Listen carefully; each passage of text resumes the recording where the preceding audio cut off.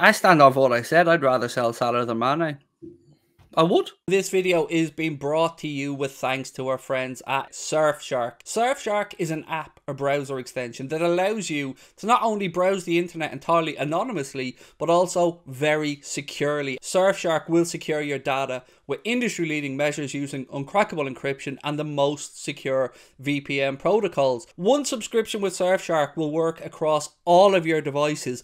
I use it for unlocking things like American Netflix. We also use it if we want to watch our Canadian DAZN account and a couple of other bits and pieces. The good news is you can get 83% off. That's right, I did say 83% off.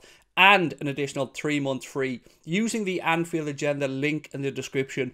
They've also got a really credible and unique 30-day money-back guarantee. If you don't like Surfshark, it doesn't meet your needs, which I'm going to be honest with you, it will and you won't. But if you do, if you want to change, Surfshark give you 30 days to change your mind. Why not give Surfshark a try? You'll be supporting us here at Anfield Agenda and you'll be treating yourself to the best VPN provider out there, bar none. It's a weird one, but I'd be buzzing if Salah signed the deal. Of course I would. I think every Liverpool fan would.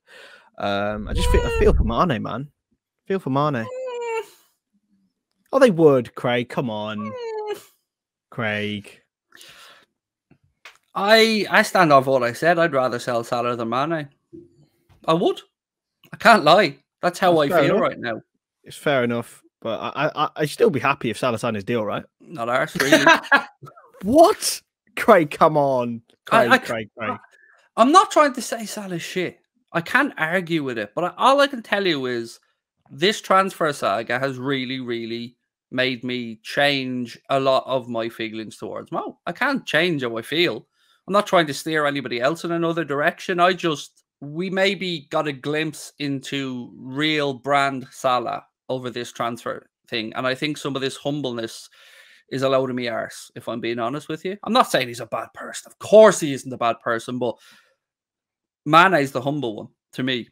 If we're really talking about, you know, players who have sacrificed and players who have worked for the good of the team and never complained, genuinely, I feel more sad about Sadio Mane moving on than I would do if Mo moved on. Now, of course, we're stronger with Mo in the team, and if he signs a new contract, that's great, but I'm not going to be listening to this how lucky we should be that Mohamed Salah has signed a new deal with us and that we should like all bow down and worship. No, he'll sign a new deal with us because it works for him. Do you think that your opinion there has been tinged by people who have said that? Maybe? Like this whole Salah FC thing? Certainly the Salah FC crowd have certainly shown their true colours at times, and they haven't been Liverpool FC colours, if I'm being really honest with you. And I mean, someone's already telling me I'm chatting shit. Am I? I'm giving you my opinion. I'm not trying to ram it down your throat. I'm just saying to you, for me, this whole thing about Mohamed Salah and his contract extension has left me with a sour taste. I can't help that I feel that way. I do. And I still ask you, and I'll ask Paddy, what does he want, Paddy? Because we all know what he wants. What does he want? Money. It's not money, Paddy. No, he's not money. He doesn't care about money, you know? He doesn't care about money. He's such a humble, down-to-earth man that he doesn't care about money. It's about feeling valued and wanted to be, you know, involved. I mean, I'm with you on this one, Craig. The whole Salah deal is a bit... If he signs a new deal, I'll be happy, but I wouldn't be fucking swinging from the rafters anymore. I would have been initially, but it's definitely been tinged, and I ultimately think we can't ignore 6 months of poor performances. Yeah, but we also can't ignore 5.5 years of very good performances. I agree. We haven't ignored them, though, Chris. That's the thing. I know. I don't think this is what gets me about the Salah FC brigade. We've all given him immense credit, and deservedly so, for all the amazing performances, for those amazing seasons. But the way that some of the Salah fan base go on, we didn't exist. Like, we were fucking in the championship before he arrived, and then all of a sudden he came, and like the flick of a switch, Liverpool were reborn into this behemoth of a football club. It was a two-way street. Mohamed Salah worked incredibly hard and became a much better footballer, but You spoke, Paddy, at the start of the stream about a little bit of deflation at the end of the season. I warned everybody what was coming at the end of the season with the contract negotiations, and I was told that I'm off my rocker, that everything would be fine, that it isn't a distraction, it wasn't a distraction. It absolutely is and has been a distraction. Yeah, I agree. I mean, obviously, there's more contract sagas than the Salah one, but just I was thinking there. I know Klopp said recently that everyone with 6 months or a year left on their contract knows where they stand. Do you reckon it's a case of Mane has been told he's not getting a new deal, and that's why he said he wants to leave? Genuinely don't know, mate. Genuinely don't know. I'm still struggling to figure out what the game plan here was from the club with 5 players running down. And you would imagine, okay, of that 5, you'd have always expected maybe 1 or 2 to be ones that the club are willing to allow to move on or run the contracts down or maybe get a little fee from. But right now, we have lost the Champions League final, lost out on the Premier League. Fan base is a little bit deflated. It's still been an incredible season. I will never argue against that fact. We've been blessed to have such a good season. But usually, Paddy, in these scenarios, we've seen Liverpool act quickly, whether it be a Fabinho transfer and, you know, lift back up and galvanise. But what we've seen since the Champions League final loss, apart from obviously this sickening story about how fans were treated over in Paris, what we've seen is Manchester City CEO come out publicly again saying, we're not finished spending money. Bet your ass we're not finished spending money. We're getting more players in. We've seen Mbappe commit his future, of course, to PSG. We've seen Spurs free up 150 million. And it just feels like a lot of goodwill or a lot of good vibes have disappeared in a very short space of time. And that could be because we as fans are fickle, yes, 100%. But I would have liked an announcement or two to come a bit quickly, a little bit of positive vibes. Yeah, I agree with what you're saying. It would have been a nice, you know, counteraction to the negativity. I do feel like the whole situation with what happens with the fans at the Stade de France is kind of maybe stalled a couple of decisions and a couple of announcements, because I think that's the most important thing to sort out now. If for Liverpool to seek vindication for what happened, and you know what that French official said about, you know, I mean, you heard what he said about the Hillsborough stuff. That was absolutely disgraceful and sickening. But yeah, this contract stuff is annoying. The Salah, I'm of the opinion Salah doesn't get done, to be honest with you. And I love Salah, but I ultimately think that Paddy, think about it, bro. I'm gonna stop talking. I know the reason that he's not saying what he wants to say isn't because he doesn't believe in what he's saying. It's because he's worried about what happens when he says it. His performances have been so bad. So bad. And I just think we need to look to the future now rather than give him the... I don't think he's deserving of that money he wants anymore. I don't think he is at all. And the way his agents acted, I think there has to be something dealt with. The money he's looking for, he doesn't deserve it. I think it's as simple as that. And you can't give players contracts based on historical performance. You give players contracts based on the here and now, what they offer here and now. And I think Salah has been abysmal since January. Abysmal. I think he's been an absolute disaster at times. It is difficult, Chris, because look, there's definitely a lot of positives in Mohamed Salah's favor. Of course there are. You know, we're not haters. We're just trying to be realistic here. And if it was any other player, I feel like it would have gotten a little bit more attention about quite how bad his fall from grace has been since January. And here's the thing, Chris. The defense for the Mohamed Salah FC crowd has been he's knackered. He was away with Egypt. He World Cup qualifiers, AFCON. I will reiterate, I don't give a fuck about Egypt. I don't care about any of our players, not just Mo, any of our players and their international duty other than them not getting injured. After that, I don't care. I only care about them in the context of Liverpool Football Club. So I don't want to hear that he was heartbroken. On both accounts of both Salah and Mane, I think they sort of did the wrong thing both times. I think if we look at Sadio Mane with 18 months left on his contract back in January, you boys wouldn't. I don't think anyone would have renewed it. It's been very, very rare. I think a lot of people were saying to sell and to cash in.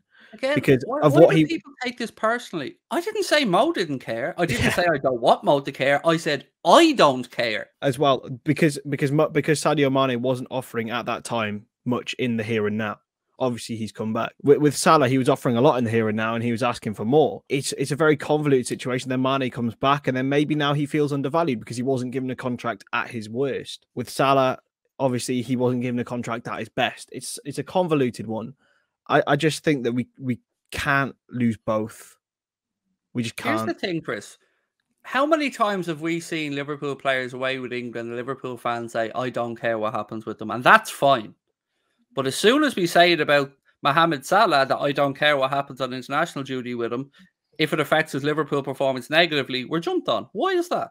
It's hypocrisy. It is. Personally, don't really care about international football. Obviously, I hope he does well, but it doesn't keep me up at night. So fair to say then, if we all agree that we move international football to one side in this context, and we look at the facts of his second half of his Liverpool season, those facts don't lie. He fell off a cliff. Then you look at the rest of the evidence, and I know what you're saying. You're only as good as you're worth now, or you're only as good as your last game. But if that was the case with Sadio Mane, and I think a lot of people are using revisionism with him, then he would not be signing a new deal either, and he's not now. So I just think it's you have to take things into consideration because form does exist. All right, let's try and be a little bit more understanding here. Then let's Paddy, let's move this to the age side of the debate. So Mo's tired, no argument. You can see it in him. He's physically tired. Now, my argument is next season we're going to play a lot of games again because we're in a lot of competitions. Is Mo becoming fatigued because age is catching up with him along with the amount of football he's played? And that's maybe, if that's why he's tailed off in the second half of the season, then we have to ask the question, are FSG right in the stance that they're making? Are they right in thinking this could be that moment where maybe he's just past his peak? Oh, well, I mean, I think he did play an obscene amount of football this season, with both Liverpool and Egypt, and the you know, mentally, you know, the failures with Egypt would have hindered him. And now people might think it's being fickle, it's being cutthroat to like cast him to the side after 6 months. But you know, I think when Mane was underperforming, I feel like the whole team was underperforming. But this season, the whole team has been performing, whereas Salah started to underperform. It's like been playing with 10 men at times. I just don't know. It's a weird one. I think Mane is a better footballer than Salah ever was or is. Like, he's better technically, you know, he's more unpredictable. I think Salah has just become very one-dimensional and he's so easy to defend against now. I thought he played a lot better in the Champions League final based on the previous few months, but he was so unlucky not to score. He did everything right in that Courtois save, and I'll stand over that. As much as I have been critiquing him, he was incredibly unlucky not to score in that final. Incredibly unlucky. And another thing I must say, I don't like this whole arrogant tweeting shit before games. I don't like that at all from a footballer, from a player. Now, people will say, but you do that. You do make TikToks. Yeah, I don't fucking play for Liverpool. I can do what I fucking want. I just don't like that arrogance of like, oh, 1 to go or revenge, all this bollocks. Just shut up and get the job done. But you don't want robots though. Oh, I loved it. I loved that side of him. I have to admit, I did love it. It opens you up. I think it opens you up for. Oh, we'll move on to the next game. We'll do. Oh yeah, well done to the lads. At the end of the day, we've tried our best. I love that because it's honest. Personally, yeah, I loved it as well.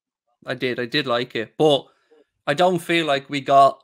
I don't feel, again, I can only just judge this on Mo because I don't know if the rest of the team felt like they were on a mission for revenge. But I don't feel like I was expecting Mo to be like a man possessed in that final, and he had an alright final. No arguing. He didn't, he didn't go out there and have a stinker, but it was look, the final was disappointing. But you got to just say again, Courtois was unbelievable, absolutely unbelievable, incredible goalkeeping performance, and classy from Courtois as well to wish the Liverpool fans well. Hope they all got home safe. You know, classy guy, fair play. Yeah, so on the Mohamed Salah situation, gents, right now, if we're to go off what James Pearce said yesterday, Chris, it looks like, well, I don't want to say it looks like, but I got the impression that the club were okay if he runs the contract down 1 more year, but that he definitely isn't going anywhere this summer. So they might still, sign that new deal, but there is an understanding that he could go next summer. Yeah. Maybe they think, well, how much would we get for Mo Salah in the current market? Probably 70, 80 million with 1 year left on his contract. Maybe they think it's worth keeping him around for the trophies that he might win next season. For that amount of money. It's the way football's going, I'm afraid. Like, players and agents have cottoned on to the fact that they can make more money for themselves if they run contracts down, go for big money, get a big signing on fee. So to be honest, right, I understand that it's going to come up in the club's accounts as a loss, but the contribution that Mo Salah's had and that he might be worth the money that we would get for him this summer. Do you think, Paddy, that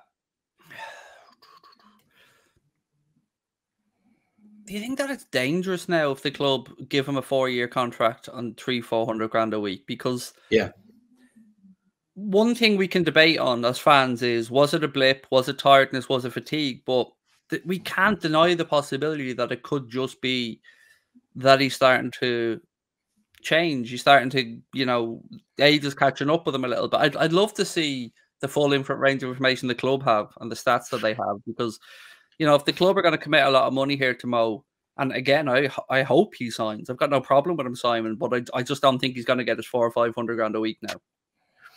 I think it would be a poor decision to give him that money on that level of contract. I really do.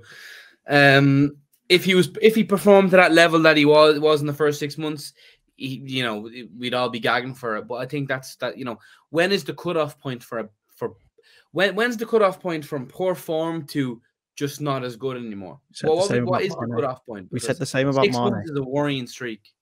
Mane was off it for a season and a half. Yeah, he was. Yeah, no arguments. But he came back, and now we're all saying we'd keep him over Mane. I just think you've got to be patient, boys. And I know it's difficult because we are fickle football fans, but we've got to be patient. I don't think maybe we are being fickle. I guess that's up for debate, but I think it's just a fair point to say we feel more disappointed with Mane gone than Salah. I think that's just a personal preference, and I think all fans will have their own favourites or their own reasoning behind it. Ultimately, I would rather they were all here next season. I won't lie. I'd rather Mane and Salah and Firmino and Carvalho were all there next season.